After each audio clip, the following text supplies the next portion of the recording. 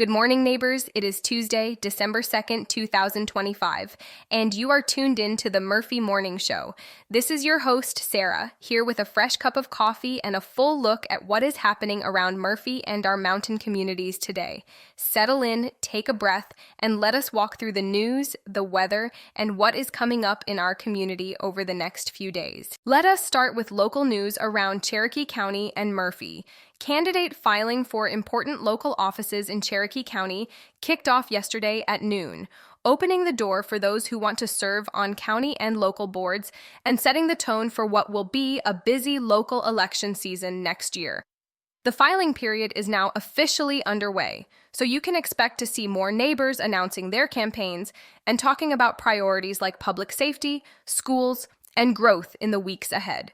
Over at the Cherokee County government, leaders have also been highlighting recent resolutions, including one opposing abuse of the federal Antiquities Act, reflecting ongoing conversations about how land use, conservation, and federal authority intersect in western North Carolina. In education news, Cherokee County Schools has its next Board of Education meeting scheduled later this week in Marble, where board members are expected to discuss ongoing operations, planning for the new calendar year, and updates affecting students and families across the county.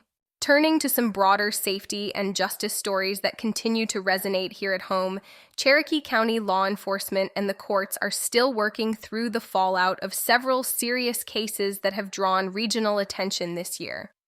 Earlier this year, the community was shaken by a tragic incident involving a Cherokee County Detention Center officer who was killed after an inmate escaped custody during a medical visit in the Murphy and Peachtree area, leading to a multi-county chase and a large law enforcement response. Agencies have since emphasized their gratitude for first responders and are reviewing procedures to improve safety going forward. In the courts, a major drug trafficking case tied to a Peachtree resident resulted in a lengthy state prison sentence this fall, which local prosecutors described as one of the largest trafficking cases ever handled in Cherokee County, underscoring ongoing efforts to fight illegal drugs in our rural communities. Local media and law enforcement have also been sharing regular arrest reports and public safety updates, so residents can stay informed about crime trends and help keep an eye on their neighborhoods. Now, let us talk weather for Murphy for the next 3 days. For today, Tuesday, expect a chilly late fall kind of day, with an afternoon high right around the upper 40s to about 50 degrees, and an overnight low dropping into the mid-20s, so it will feel cold once the sun goes down. Skies should be mostly dry with only a small chance of any light sprinkles, so you are mainly looking at cold, crisp air rather than a soaking rain, but a jacket, hat, and maybe some gloves will feel pretty good if you are out early or late. Tomorrow, Wednesday, temperatures will moderate just a bit, with daytime highs climbing into the lower 50s and overnight lows closer to the upper 20s to near 30 degrees. Still cool, but a touch more comfortable, and conditions should stay generally dry with a mix of clouds and sun. On Thursday, look for similar numbers, highs in the lower 50s and lows in the upper 20s to low 30s, with only a slight chance of a light shower. Overall, it is a good stretch for holiday decorating, errands, or an evening stroll as long as you bundle up. With the holidays approaching, there is a lot happening around Murphy and nearby communities.